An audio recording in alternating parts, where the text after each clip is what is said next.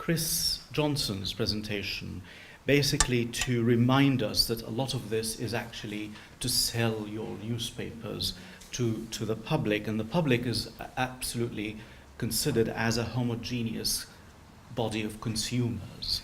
Assume that they actually buy these things, and you sort of put things to them so that they can actually buy it. So that's an important thing to think about as well, it seems to me. The other point that came up in the discussion is the pace of the reporting on religion in particular, whether it's Islam or other traditions, in the sense that it doesn't allow religious knowledge to be complex, and and that's an important. It doesn't engage in the way any serious human knowing must be. So these are important things, and of course we've had the main thing that came up in the four presentations is the need for an informed public debate on these issues that takes the complexity of religions as well, and sometimes religions can go wrong, I'm afraid, and we have to stop them when they do go wrong. Christians had to learn how to relate to anti-Semitism very critically, indeed. And so when people do use religious language to justify certain things, we have to relate to that from a religious perspective as well. So these are the sort of comments I have in relationship to your very enlightening and informed discussions. We have 10 minutes, I'm afraid it's only 10 minutes now, before we end this opening panel. For any more questions and comments from you to the speakers. So. My name is Numan Azmi. I work mainly in Manchester area, working with the communities. And I've been involved in delivering an anti-extremism anti-radicalism project in Manchester. And reading someone's book extracts and based on my work is what I have realized, excuse me, that one of the biggest problems seems to be the lack of understanding between communities and pure and simply ignorance. Because one of the things that Salman's book mentions that a lot of the newspaper claims to be fitting into that what their audience wants to hear. And if you look at the demography of Daily Mail readers, taking Shahna's point, a lot of them do not have any interaction with Muslims, haven't had much dealing with Muslims, and as a result, they form their opinion about Muslims based on whatever they read in the media. And what I would say is, if we can somehow promote more interaction between communities, more discussion and dialogue and engagement between communities, then the media would not be able to influence their twisted thinking, because the people who already know, hang on a minute, I know Muslims, that's not the way they are. And we are in Manchester and recently come up with a new program to the council called the Radical. And we just had a discussion actually earlier this week, where we are trying to look at challenging the status quo in terms of how it can be resolved. And we're working in partnership with Home Office and the DCLG. So that's the kind of thing I think need to happen more of widening engagement and interaction and bringing down the barriers. Thank you. Thank you. That was a... Sorry, can I just put a question back? Yeah. Because that was a statement. I didn't quite understand what the question was, if there was one. But my question to you is how to effect that. Because, you know, the media are the messengers, whether it's Twitter, Facebook, newspapers, radio. Those are the messengers. You know, if we are going to promote understanding and fight ignorance, it's through the media of all kinds that, and indeed meetings in person, that this is going to happen. So how to commence that discourse, or how to further promote that discourse? I think journalists are actually human beings, and they are not all brutes. Some of them are. I don't feel them. And some of them are brutalised by the jobs that they do, or have been brutalised by the jobs that they do. But there aren't enough journalists here today, so if something's going to be born out of this group, it needs to be advocacy in the media. Yeah.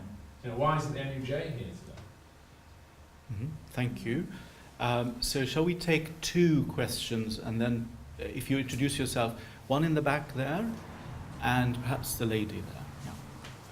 I'll stand because it's still up. It looks good. I'm Ayo, former student here. I'm a Hope Uni graduate and a former student union representative as well. Thanks to all the panelists. I really enjoyed hearing you all speak. Learned a lot so far. I guess what I wanted to ask about is the notion of some kind of equalization of oppressions. We talked about some common experiences of religious minorities that were mentioned by a few panelists. But I guess as a non-Muslim observing my surroundings, particularly in the context of the UK, I think I'm quite concerned by people from backgrounds who are of closer proximity to what we'd identify as the oppressive structures behind some of the problems we identified, and also sometimes complicit in those behaviours and outcomes, claiming to be just as oppressed.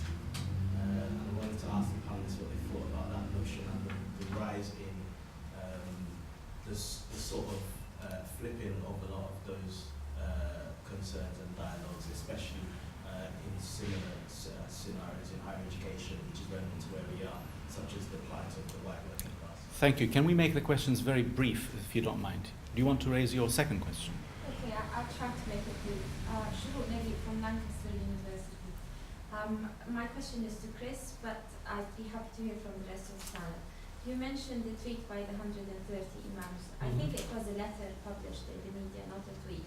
But on that, you spoke about the importance of having positive stories. Many of the positive stories or statements like the 130 Imam letter or letter signed by all of those Imams are in response to the conversations and debates already happening. And I think that there is a problem in the way the debate and conversation is set up in the first place, which would make these positive stories confirm and reinforce the negative terms by being reactions to them, responding to them. So is there a way through which in the media we can change the power configurations which frame the stories, and in terms of who is making the story and who is deciding the terms in which it is presented? Thank you. I think reaction to stories like that was a reaction to the London Bridge stabbings are always going to be valid and required, and it shouldn't go. It shouldn't go without comment from all stratas of society, all religions and so forth.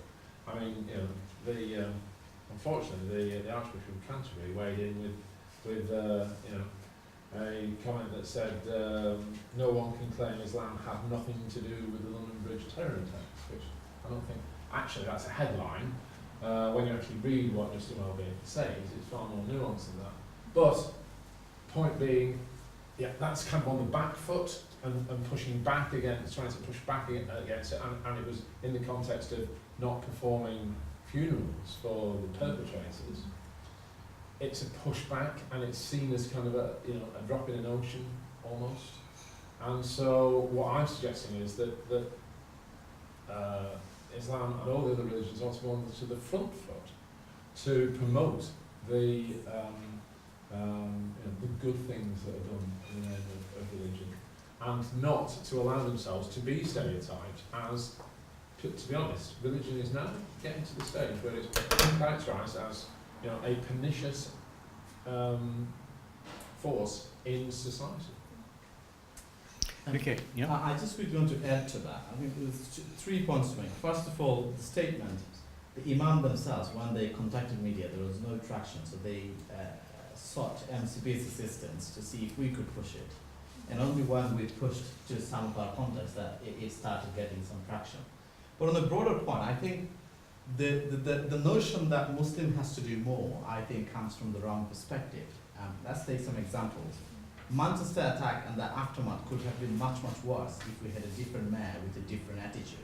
Same with the London Bridge, could have had far worse fallout had we had a different mayor with a different approach. Same with after 7/7. Had we not had that man, I wonder if we have had content in the way that we did.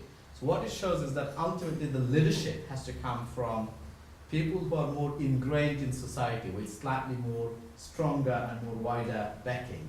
Now, of course, the three examples that I mentioned, they are exception to the norm. So the question then comes to is that how can we create a culture in which civic leadership, political leadership feel more confident that they can stand up. In the case of Manchester, for example, to stand up on that very week and to be critical and challenging of government's own counter-terrorism policy, it was quite a brave thing to do.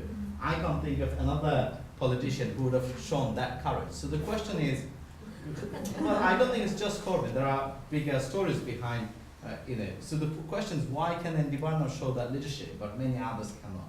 What was it? And Barnum also is the product of the establishment politician. He is not, contrary to some of the romanticized view, his background is very much entrenched into establishment political experience. So what is it that propelled him?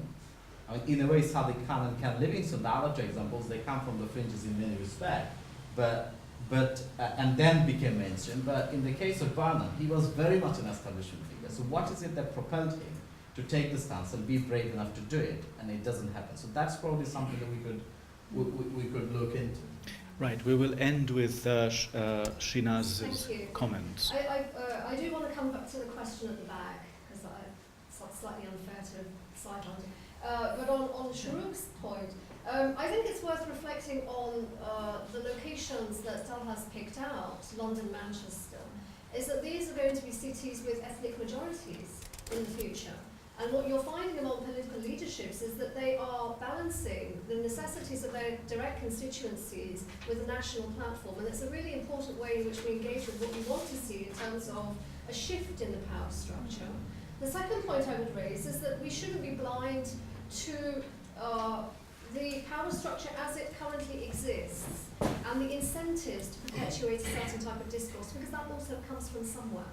And it's not just that Muslims are, or even people who are concerned about the portrayal of religion generally, but about particular religions specifically, of what it is that they seek to do in terms of transforming this particular picture. It's also about engaging with the basis on which there is an incentivization for the perpetuation of negative portrayals. That's also something we need to investigate.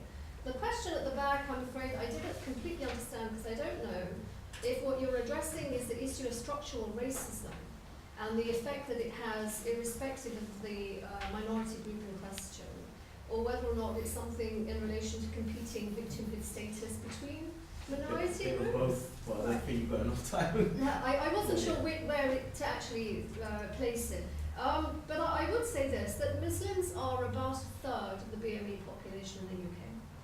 And it's important, I guess, to place them in the context of the way in which race itself is constructed, and I use the term broadly, the way in which race is constructed in our media, because Muslims are, the Islamophobia that we notice, that is obviously a direct impact on Muslim communities, is part of a structural racism context which actually affects minorities more broadly.